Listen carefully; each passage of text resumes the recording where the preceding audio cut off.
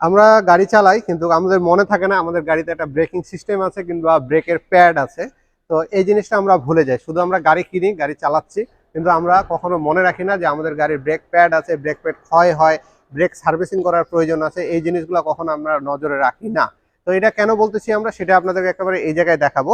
একটা গাড়ি আমরা কিনছি কিন্তু গাড়িটা কিভাবে মেনটেন করতে হবে সেই জিনিসটা আমরা সঠিকভাবে মেনটেনটা করতে পারি না, কিংবা আমাদের খামখেয়ালি কিংবা আমাদের জানাই নাই যে আমরা হচ্ছে আমাদের গাড়ির এই ব্রেক সার্ভিসিং কিংবা ইঞ্জিন অয়েল চেঞ্জ করার প্রয়োজন আছে, গিয়ার অয়েল চেঞ্জ করার প্রয়োজন আছে, কিংবা ব্যাটারিতে কোনো ময়লা জমছে কিনা, কিংবা হাইব্রিড ব্যাটারি যে ব্লুয়ার ফ্যানটা আছে সেটা আমাদের পরিষ্কার করার প্রয়োজন আছে। এই বিষয়গুলো আমাদের মাথাতেই থাকে না। তো এই মাথাতে না থাকার কারণে আমাদের কি ধরনের ক্ষতি হইতে পারে সেগুলো আপনাদেরকে দেখায়। যেমন এই গাড়িটা হচ্ছে একটা গাড়ি, কিন্তু একটা খুব সিটি কার বলা যায়, কিন্তু খুব লাক্সারিয়াস একটা গাড়ি বলা যায় কম বাজেটের মধ্যে।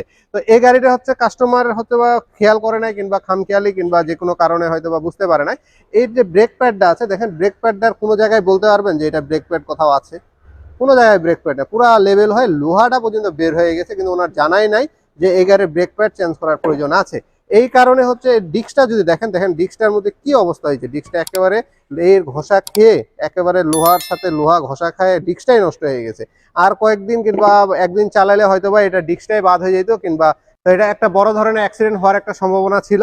কারণ হচ্ছে যদি ডিস্ক আর ব্রেক প্যাড যদি একসাথে বাড়ি খাই যদি বন্ধ হয়ে যাইতো, লক হয়ে যেত, জাম হয়ে যেত, তাহলে কিন্তু ইনস্ট্যান্ট ব্রেকিং এর কারণে যে কোনো ধরনের একটা এখানে দুর্ঘটনা ঘটার একটা সম্ভাবনা ছিল, আমরা মনে করতে পারি। যাই হোক, আল্লাহ বাঁচাইছে, আল্লাহ সবকিছুর মালিক, কাকে কিভাবে বিপদ থেকে বাঁচাবে, কার দোয়াতে বাঁচাবে, এটা আল্লাহ একমাত্র জানে। তো এই গাড়িতে হচ্ছে এরকমের কোনো কিছু ইস্যু হয় না। উনি যখন এই সমস্যা একেবারেই দেখছে যে শব্দ আসতেছে কিংবা হচ্ছে প্রবলেম হয়েছে, তো উনি সাথে সাথে আমাদের কাছে নিয়ে আসে দেখি যে এই অবস্থা। তো এটা এখন আমরা ডিস্কটা টার্নিং করবো, ব্রেক প্যাড গুলো আমরা হচ্ছে ব্র্যান্ড নিউ লাগাবো।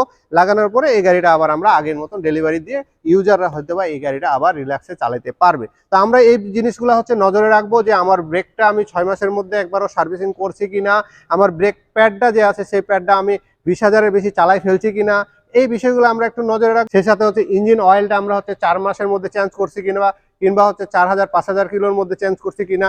গিয়ার অয়েলটা আমরা 40,000 কিলো কিংবা প্রতি বছর আমরা একটু গিয়ার অয়েলটা চেক করে নিতে পারি যে ভালো আছে না খারাপ আছে। তারপর ব্যাটারির যে বুলোয়ারটা আছে, টুল ইন সিস্টেমের যে বুলোয়ারটা আছে, সেটা আমরা ইঞ্জিন অয়েল যখন চেঞ্জ করতে যাচ্ছি তখন সেটা আমি পরিষ্কার করছি কিনা, সেই বিষয়গুলো আমাদের হচ্ছে একটু নজরে রাখে আমাদের গাড়িকে আমাদের নিজেদেরকে ভালো রাখতে হবে। কারণ গাড়ি যদি নষ্ট হয়ে যায় এটা কিন্তু আর ওয়ার্কশপ মালিক কিংবা হচ্ছে অন্য কেউ দেখবে না, আপনার গাড়ি আপনাকেই ভালো রাখতে হবে। তো সব মিলে এই কাজগুলো করে নেবেন, আমাদের সঙ্গে থাকবেন, আমাদের জন্য দোয়া করবেন। সবাই ভালো থাকবেন, ধন্যবাদ।